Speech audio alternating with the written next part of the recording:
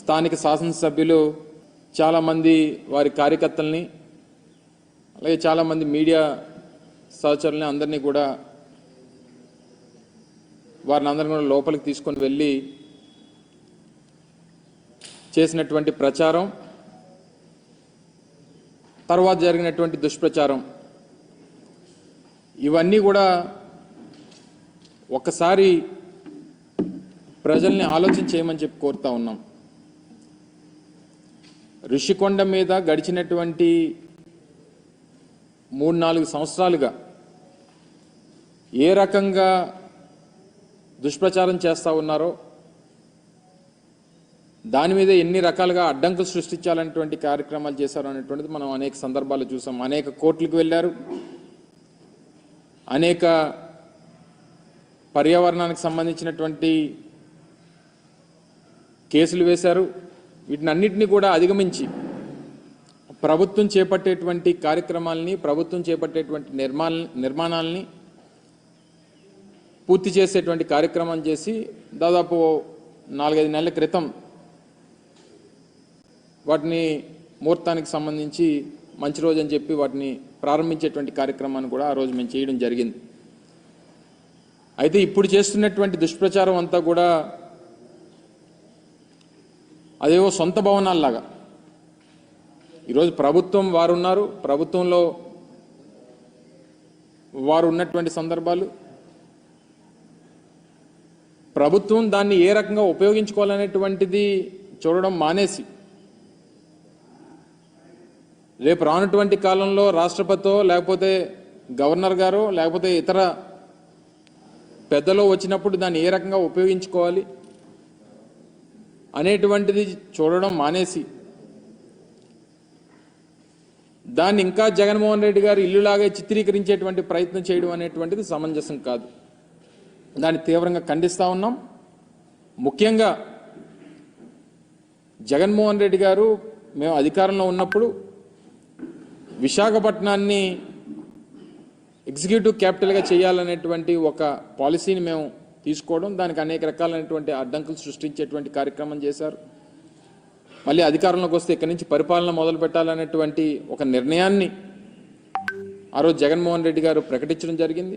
సరే, ఎన్నికల్లో వచ్చినటువంటి ఫలితాలు దాన్ని ప్రజాస్వామ్యంగా అంగీకరించి వారికి అధికారం వచ్చింది. సరే, వారు ఇప్పుడు నిర్ణయం తీసుకున్నారు, నిర్ణయం తీసుకున్న దాని ప్రకారం వారు చేసుకుంటారు. విశాఖపట్నం అనేటువంటిది ఉమ్మడి రాష్ట్రం ఉన్నప్పటి నుండి, హైదరాబాద్ రాజధానిగా ఉమ్మడి రాష్ట్రానికి ఉన్నప్పటి నుంచి రెండో అతిపెద్ద నగరంగా అభివృద్ధి చెందినటువంటి ప్రాంతం విశాఖపట్నం. దానికి సంబంధించి గతంలో మేము ప్రభుత్వంలో ఉన్నప్పుడు ఒక స్టేట్ గెస్ట్ హౌస్ మన భీమిలి రోడ్లో దగ్గర నిర్మాణం చేయాలని చెప్పి నిర్ణయం తీసుకున్నప్పుడు కూడా దాని మీద కూడా కోర్టులో కేసులు వేసి దాన్ని అడ్డుకునేటువంటి ప్రయత్నం చేశారు.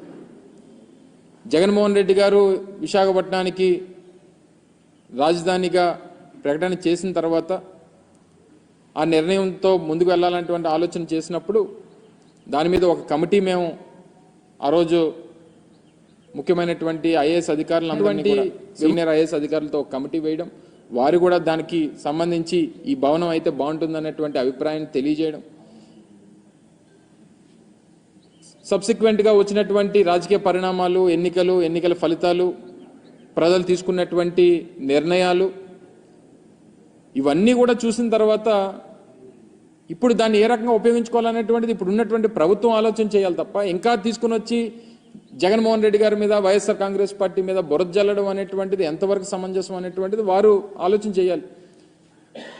నేను కూడా మా పార్టీ తరపున మాట్లాడాల్సి వస్తేనో, ప్రజల తరపున మాట్లాడాల్సి వస్తేనో, ముఖ్యమంత్రి చంద్రబాబు నాయుడు గారు 2014 నుంచి 19 వరకు ఏ రకంగా ప్రభుత్వ ధనాన్ని, ఈరోజు ప్రభుత్వానికి సంబంధించినటువంటి భవనాలు నిర్మిస్తేనో, ఒక డిపార్ట్మెంట్కి సంబంధించినటువంటి నిర్మాణాలు, శాశ్వత నిర్మాణాలు నిర్మిస్తే దీన్ని ఈరోజు ప్రజలకి తప్పుదోవ పట్టించేటువంటి ప్రయత్నం వారు చేస్తున్నటువంటి క్రమంలో చంద్రబాబు నాయుడు గారు 2014 నుంచి 19 వరకు ముఖ్యమంత్రిగా ఉన్నప్పుడు ఎంత ప్రభుత్వ ధనాన్ని దుర్వినియోగం చేశారనేటువంటిది కూడా మాట్లాడాల్సినటువంటి పరిస్థితి వస్తుంది. వారు హైదరాబాద్లో జూబ్లీహిల్స్లో వారి సొంత భవనాన్ని నిర్మించుకునేటువంటి క్రమంలో వారి కుటుంబ సభ్యులందరినీ తీసుకొని వెళ్ళి ఒక ప్రైవేట్ హోటల్లో పెట్టి కోట్లాది రూపాయలు ప్రైవేట్ హోటల్కి చెల్లించినటువంటి సందర్భాలు. సరే, ఇవన్నీ ప్రభుత్వంలో ముఖ్యమంత్రులుగా ఉన్నప్పుడు కొన్ని సెక్యూరిటీ రీజన్సో లేకపోతే ఇతరితర వారికి ఉన్నటువంటి ప్రయారిటీసో ప్రోటోకాల్స్ ప్రకారం కొన్ని నిర్ణయాలు తీసుకుంటుంటారు. అవన్నీ తవ్వుకుంటే ఇప్పుడు అనేక రకాలైనటువంటి విమర్శలు చేయాల్సినటువంటి పరిస్థితి. ఈ సమయంలో మేము విమర్శలు చేస్తే ఇప్పుడే అధికారంలోకి వచ్చారు కాబట్టి మీరు చూసి తట్టుకోలేకపోతున్నారో లేకపోతే ఇంకోటో అనేటువంటి ఒక దుష్ప్రచారాన్ని మళ్ళీ మా మీద చేసేటువంటి ప్రయత్నం చేస్తారు. నేను వాటి జోలికి వెళ్ళను. ఇప్పుడు ఉన్నటువంటిది ఇప్పటికీ విశాఖపట్నం గవర్నర్ వస్తేనో రాష్ట్రపతి వస్తేనో తీసుకెళ్ళి ఓ ప్రైవేట్ హోటల్లోనో లేకపోతే కేంద్ర ప్రభుత్వానికి సంబంధించినటువంటి గెస్ట్ హౌస్లోనే పెట్టాల్సినటువంటి పరిస్థితి ఇప్పటి వరకు ఉంది. ఇప్పుడు వాడండి, దాన్ని వినియోగించుకోండి. రేపు విశాఖపట్నాన్ని ఆర్థిక రాజధానిగా దీన్ని తయారు చేసేటువంటి బాధ్యత తీసుకుంటామని చెప్పి మొన్ననే ముఖ్యమంత్రిగా ప్రకటించారు కదా. అనేక మంది ప్రముఖులు వచ్చేటువంటి అవకాశం ఉంది. విశాఖపట్నం ఈస్టర్న్ నేవల్ కమాండ్కి మనం హెడ్ క్వార్టర్గా ఉన్నటువంటి క్రమంలో అనేక సందర్భాల్లో రాష్ట్రపతులు, అనేక సందర్భాల్లో ప్రధానమంత్రి గారు వచ్చేటువంటి సందర్భాలు ఉన్నాయి. ఉపరాష్ట్రపతులు మొన్న గతంలో మన మెడికల్ ఏఎంసీకి సంబంధించినటువంటి ఫంక్షన్కి వచ్చారు, 100 years ఫంక్షన్కి. అనేక సందర్భాల్లో దేశానికి సంబంధించినటువంటి ప్రముఖులు వస్తుంటారు.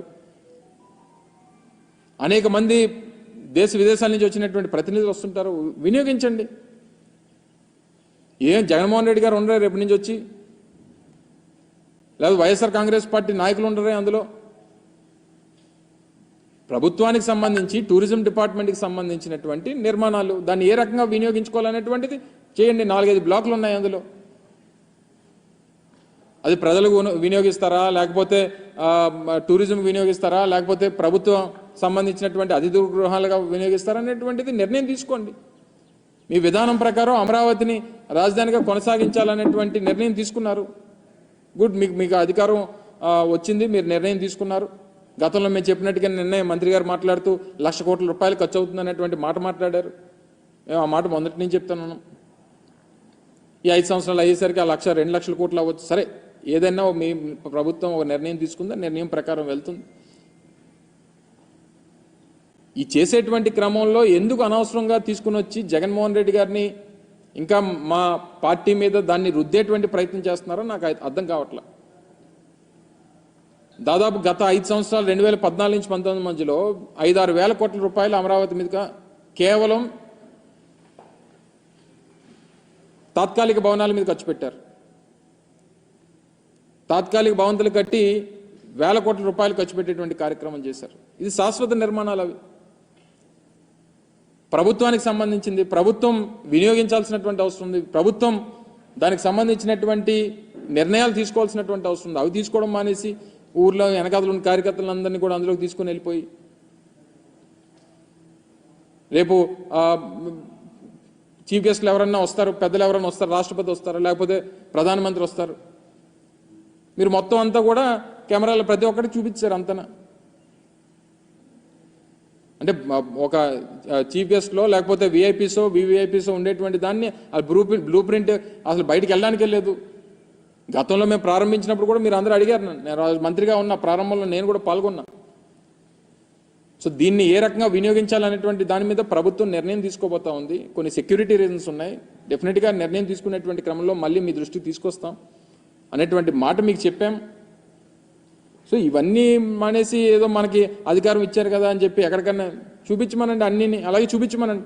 గతంలో మేము 5 సంవత్సరాల్లో చేసినటువంటి అభివృద్ధి కార్యక్రమాలు కూడా అలాగే ఆ శాసనసభ్యుల్ని తీసుకొని వెళ్ళి చూపించమనండి. భోగాపురంలో ఇంటర్నేషనల్ ఎయిర్పోర్ట్ నిర్మాణం జరుగుతూ ఉంది, చూపించమనండి. ఇదిగో మీ 5 సంవత్సరాల్లో మీరు ప్రారంభించినటువంటి కార్యక్రమాలు, చేస్తున్నటువంటి పనులు ఇగో ఇవి చేశారు, మీరు చూపించమనండి. లేకపోతే మెడికల్ కాలేజ్ చూపించమనండి, విజయనగరం మెడికల్ కాలేజ్ చూపించమనండి. లేకపోతే ఉద్యానంలో కట్టినటువంటి హాస్పిటల్ చూపించమనండి, లేకపోతే వాటర్ ప్రాజెక్ట్ చూపించమనండి, లేకపోతే పాడేరులో మన మెడికల్ కాలేజ్ నిర్మాణం, నర్సీపట్నంలో మెడికల్ కాలేజ్ నిర్మాణం, లేకపోతే సాలూరులో tribal university, Parvathipuram medical college, Kurupam engineering college, ఇవన్నీ చూపించమనండి. నిర్మాణాలు జరుగుతూ ఉన్నాయి, కొన్ని నిర్మాణాలు పూర్తి అయిపోయినాయి. మూలపేటలో మూలపేటలో మన పోర్ట్ నిర్మాణం జరుగుతూ ఉంది, చూపించమనండి. ఫిషింగ్ హార్బర్లో అనేక పోర్టులు ఉత్తరాంధ్రకు సంబంధించి ఇన్ని ప్రాజెక్టుల నిర్మాణం చేపడతా ఉన్నాం. ఇన్ని ప్రాజెక్టుల నిర్మాణంకి మేము ముందుకు తీసుకొని వచ్చి ఇన్ని కార్యక్రమాలు చేశాం. ఇవన్నీ మర్చిపోయి అది తీసుకొని వచ్చి ఏదో జగన్మోహన్ రెడ్డి గారు సొంత భవనంలో చూపిస్తారా? ఇప్పటికన్నా మీకు అవకాశం వచ్చింది. ఈ సందర్భంలో అసలు మేము మాట్లాడకూడదు అనుకున్నాం. మీకు 6 నెలల్లో సంవత్సరం సమయం ఇవ్వాలి. అధికారం ప్రజలు ఇచ్చారు. దాన్ని ఏ రకంగా మీరు వినియోగించుకుంటారో మేము ప్రజలకు చాలా మంచి చేశాం, మాకన్నా మంచి చేస్తారని చెప్పి ఆశించి మీకు ఓట్లేశారు. దాన్ని ఏ రకంగా నిలబెట్టుకోవాలనేటువంటి ప్రయత్నం చేయాలి తప్ప ప్రజలను అనవసరంగా తప్పుదోవ పట్టించి అనవసరంగా ఇంకా మీరు విమర్శలు చేయాలనేటువంటి ప్రయత్నం మానుకుంటే మంచిది. ఇదే గంటా శ్రీనివాసరావు గారు ఆ రోజు మొదట్లో 2019లో విశాఖపట్నం రాజధాని అని చెప్పి ఒక నిర్ణయం మా ప్రభుత్వం చేసినప్పుడు స్వాగతించింది ఆయనే మొదటగా. మరి వారు గుర్తుందో లేదో నాకు తెలియదు, కానీ నాకైతే బాగా గుర్తుంది. ఇదే గంటా శ్రీనివాసరావు గారు పాపం ఆ రోజు స్వాగతించారు. విశాఖపట్నం రాజధానిని చేయడం అనేటువంటిది మంచి నిర్ణయం, మంచి ఆలోచన ప్రభుత్వం చేసిందని చెప్పి స్వాగతించారు. సరే, ఇప్పుడు ఏదేమైనప్పుడా నిర్ణయాలు ఆయన ఆలోచనలు మారినా ఏది మారినా ఇది ప్రభుత్వంలో ఉండగా అధికార పార్టీలో ఉన్నారు, వారు అధికారంలో ఉన్నారు. ఈ రకమైనటువంటి దుష్ప్రచారం అనేటువంటిది సమంజసం కాదు. ఇప్పటికన్నా అది ప్రభుత్వ భవనాలు అనేటువంటిది వారన్నా గ్రహించాలి. ప్రజలకు ఎలాగ తెలుసు, అదేదో జగన్మోహన్ రెడ్డి గారు సొంత ఇల్లు కట్టుకున్నట్టుగా దాన్ని చిత్రీకరించేటువంటి ప్రయత్నం మొదటి నుంచి రుషికొండని ఆక్రమించుకున్నారు అనేటువంటి దుష్ప్రచారం చేసిన ఆక్రమణలు జరిగింది. దాని ఎదురుగా ఉన్నటువంటి గీతం కాలేజీలో జరిగినాయి. దాదాపు 23 ఎకరాలు ప్రభుత్వ భూములు ఆక్రమించుకుంది ఆయన. దాన్ని బయటపెట్టేటువంటి కార్యక్రమం చేస్తాం. అందులో 13 ఎకరాల్లో అయితే ఏకంగా నిర్మాణాలు చేస్తారు గవర్నమెంట్ ల్యాండ్స్లో. సో వాటిని చూపిస్తే ఇంకా బాగుండేది. ఎందుకంటే స్థానిక శాసనసభ్యులు వారికి కూడా ఈ ప్రాంతానికి ప్రాతినిధ్యం వహిస్తున్నారు కాబట్టి దాన్ని ఎదురుగా ఉన్నటువంటి గీతం కాలేజీని కూడా చూపించుంటే బాగుండేది. సో ఏదేమైనప్పటికీ ఇది మేము విమర్శలు చేయడానికి కానీ వాళ్ళు మా మీద దుష్ప్రచారం చేయడానికి ఇది సమయం కాదు. మేము కన్స్ట్రక్టివ్గా ప్రజల పక్షాన ప్రభుత్వం చేపట్టేటువంటి కార్యక్రమాల్లో ఏదైనా లోటుపాట్లు ఉంటే వాటిని కన్స్ట్రక్టివ్గా క్రిటిసైజ్ చేయాలనేటువంటిది మా తాపత్రయం. ఆ ప్రకారం మేము వెళ్తాం తప్ప ఇటువంటివి చేసి మళ్ళీ అనవసరంగా లేనిపోయినటువంటివి ఇప్పటి నుంచి ఈ రకమైనటువంటి దానికి ఒక ప్లాట్ఫామ్ వేయొద్దు అనేటువంటిది వారిని కోరుతా ఉన్నా. ఇప్పటికన్నా ప్రజల్ని మరొకసారి దీని మీద గ్రహించాల్సిందిగా, వాస్తవాలు తెలుసుకోవాల్సిందిగా, లేనిపోయినటువంటి సృష్టించి ప్రజల్ని మభ్యపెట్టేటువంటి కార్యక్రమం, ఏమార్చేటువంటి కార్యక్రమం దయచేసి చేయొద్దని చెప్పి మరొకసారి అధికార పార్టీకి చెందినటువంటి నాయకత్వాన్ని అందరినీ కూడా కోరుతా ఉన్నాం.